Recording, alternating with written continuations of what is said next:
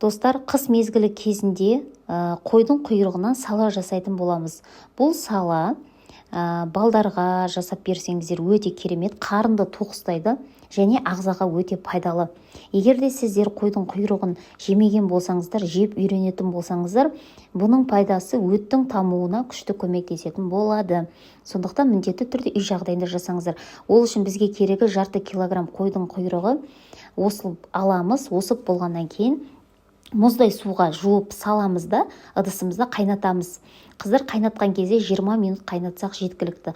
Қайнаған құйрықтарымызды қатты пісірмейміз. Осылайша аламыз да кішкене суытып, араларын бөлшектерге майдалап бөліп шығатын боламыз. Сол арада қыздар арасына салатын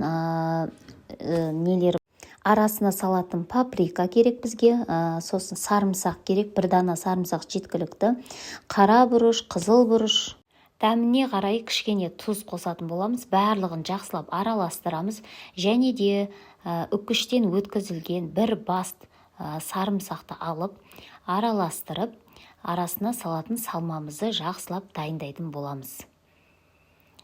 Бұл өнімдердің барлығы ешқандай қоспасыз ағзаға өте пайдалы.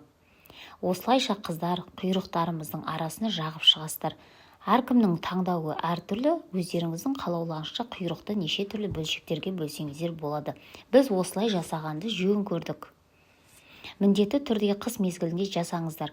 Достар, араларына осылай жағып болғаннан кейін міндетті түрде пищевой пленкаға саламыз да жақсылап орап, колбаса сияқты орайсыздар да 1-2 күнге қалдырасыздар.